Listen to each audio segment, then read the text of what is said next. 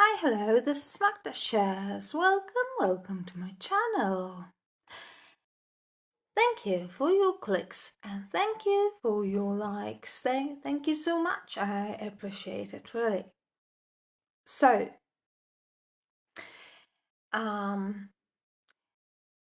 first of all, I wanted to apologize to you because yesterday I made a mistake because I was filming at night and I hadn't had 2 nights of sleep.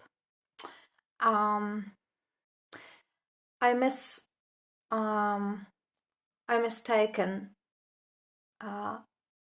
the surname of the Wagner's leader. Of course, it is Prigozhin, who died in an airplane accident. It wasn't an accident, we'll know it, but let's say accident. Prigozhin, who worked for Putin, and as I told you yesterday, he recruited criminals from prisons to take them to Ukraine and serve as soldiers. Of course, they weren't soldiers; they were pure beasts, criminals whose sheer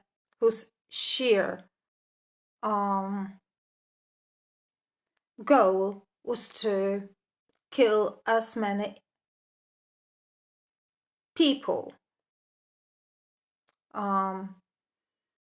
individuals as possible, rape as many women as possible, kill children, rob, steal, do heinous things, unbelievable things.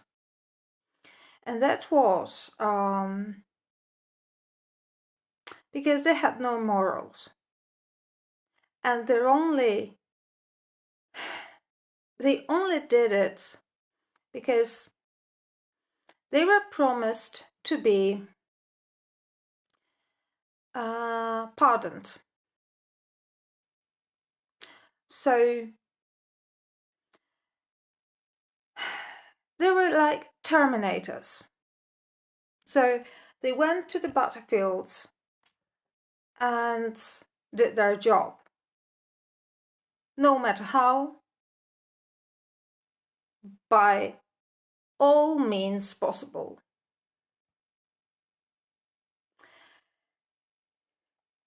The problem was that they were supposed to be paid, as I told you yesterday, and at some moment, Putin started to get short of money, short of weapons, and they got left alone in the forest by themselves. Prigozhin got furious and he decided to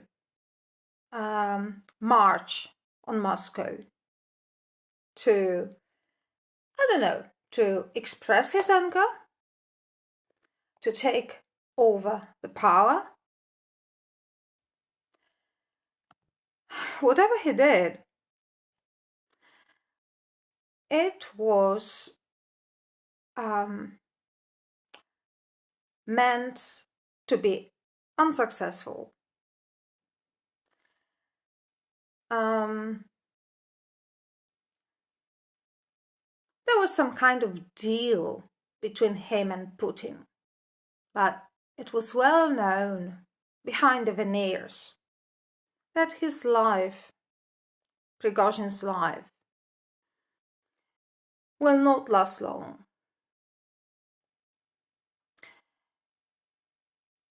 Nobody expected that that would last that long.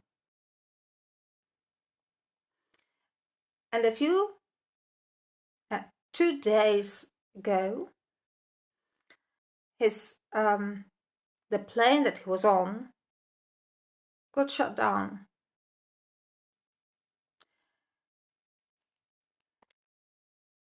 That was expected. I mean, his death was expected.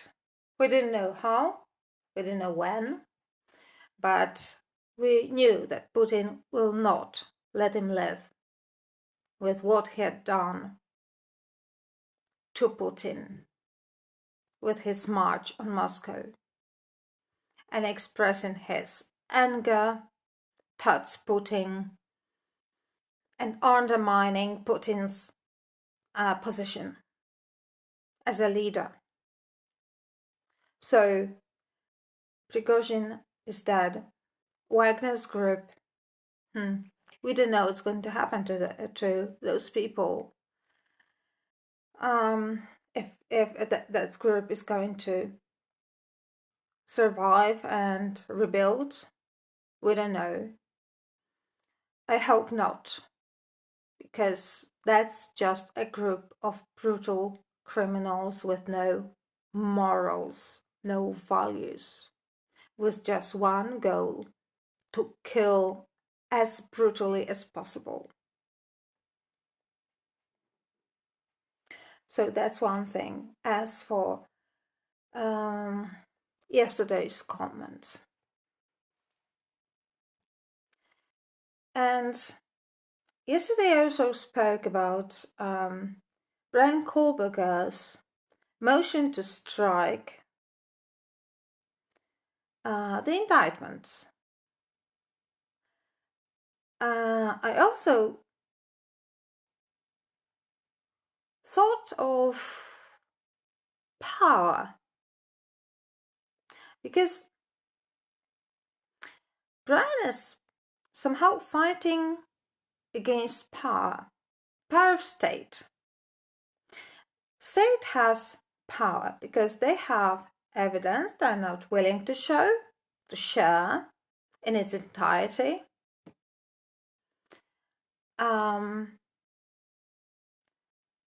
And I thought the same of Chris Watts.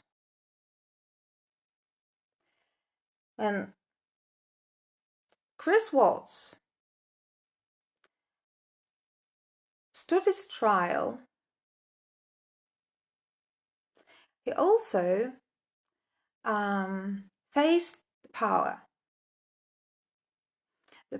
of Rourke, D.A. Rourke,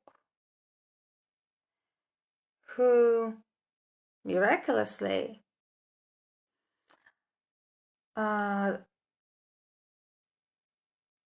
convinced Watts to plead guilty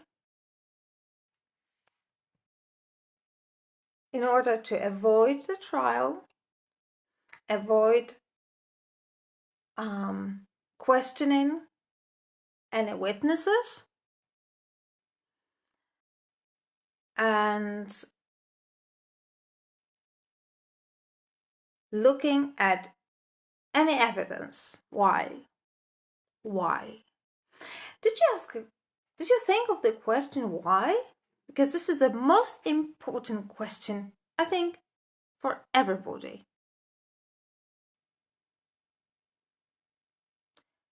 The Watts house was never the scene of crime. It was never typed off. It belonged to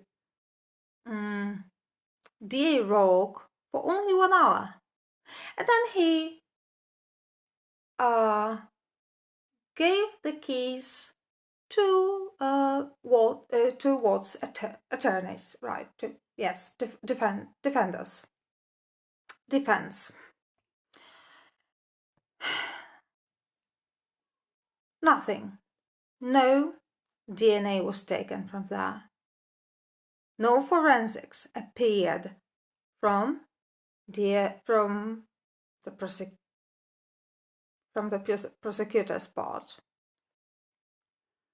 No evidence collected.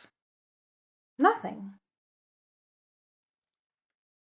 According to Dear Rogue, at the beginning, 3 people died in that house, and that was never a scene of crime. Strange. And he decided that Watts should plead guilty and there would be no trial. Why? Because he didn't want the evidence to be shown? Maybe he didn't have any evidence. Maybe the evidence was uncomfortable for some people who had power. Like people from Anadarko. Because we know Anadarko is a huge oil company. And they were supposed to install the cameras on every oil field. Because there had been accidents before where people died. They failed to do so. And then the murders happened. Had there been cameras, they would have had evidence. They would have had footage. But there were no cameras.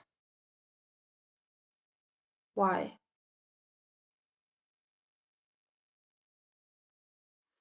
Anadarko disregarded what they were supposed to do. They disregarded the safety regulations. And something terrible happened. And all of a sudden, the power decided that the trial in this case should not happen. Because they have the defendant, they have the one who did it. And this is Chris Watts. And Chris Watts killed everybody in that house. Really? After a few months, it turned out that that was a complete BS. Because we knew later on that the girls were not dead. But D.A. Rourke didn't change his mind. Okay, the girls were not dead. But nevertheless, Chris Watts was the only person guilty of that crime. Nevertheless, D.A. Rourke was wrong, but nevertheless, because he was the power. And Brian Kohberger. Let's have a look. Here we have a man who is facing the power of the state, right? He's almost facing the rifles, aiming at him. Why? Because there is a piece of DNA in the house. Nothing else. And some documents miraculously got lost. like autopsy reports. Some timeline does not match, like the death of the victims, the time of death.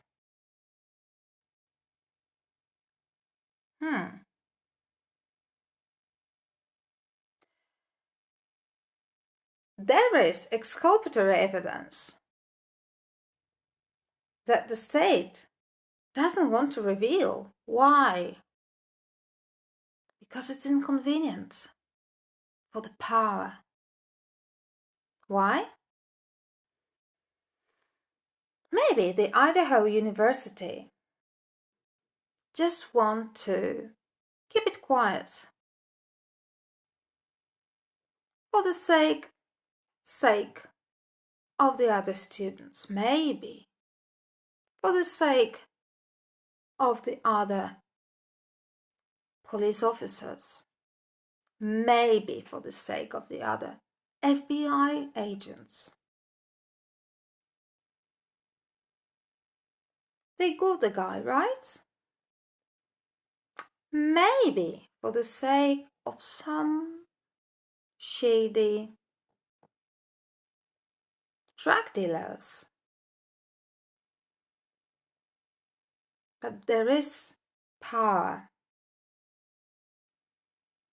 And there is a man who stands just opposite, facing the power. And now he wants to strike the indictments on the basis of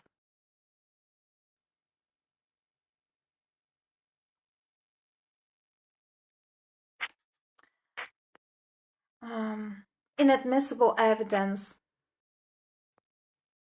We don't know. There are 24 items which are sealed, so we don't know exactly. But I know that many people just crucified him.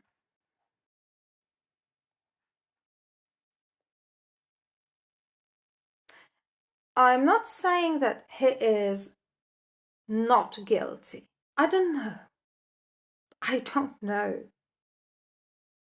But how can I say that he is guilty beyond reasonable doubt when there's only one piece of evidence which looks really shady? It looks like being planted there just for the sake of the purpose, just to make him, just to incriminate him. Because how can a man who slaughtered 4 people and the blood was running, the blood permeated through the walls and was running outside of the building, was not on his clothes, was not in his car? Tell me please, I'm in the same world and the same reality as you are.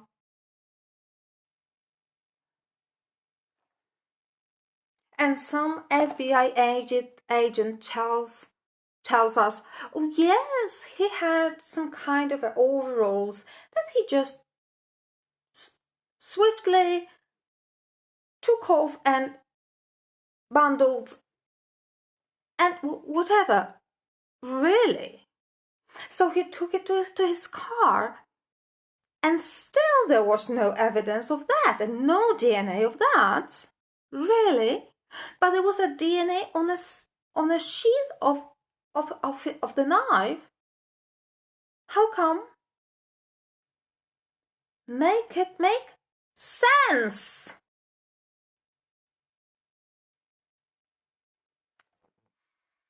The power. We are facing the power.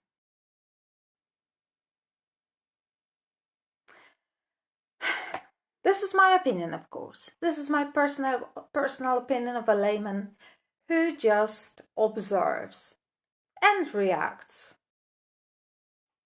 Tell me what you think of that. And please press the like back button for me. Thank you so much. Magda shares. See you soon.